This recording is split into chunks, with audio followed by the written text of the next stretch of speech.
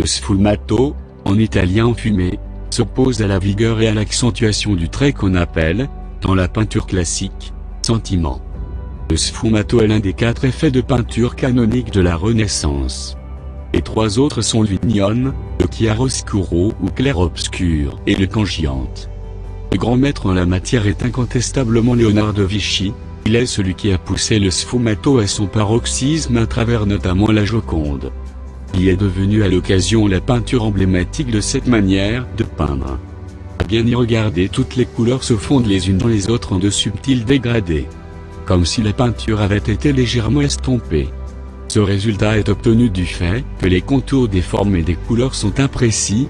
Il n'y a pas ou presque pas de bordure nette dans cette peinture, compris les bordures extérieures du sujet comme le sommet du crâne par exemple.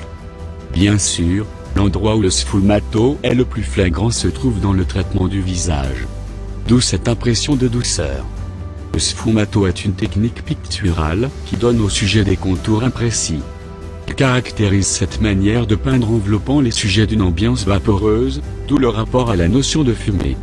Dans la pratique, c'est par l'abolition des contours du sujet, donnant alors un air imprécis, que l'on obtient cette ambiance vaporeuse.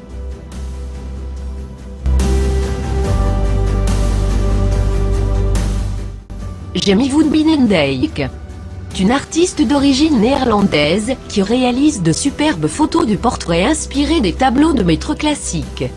Jamie s'inspire de l'âge d'or, un mouvement artistique qui a émergé aux Pays-Bas au XVe siècle.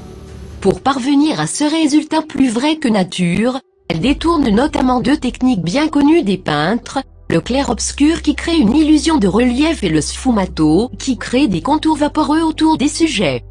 En combinant ces 2 techniques à la perfection, Jamie donne l'impression que ses photos sont des peintures héritées de l'âge d'or néerlandais réalisées à partir de zéro sur une toile.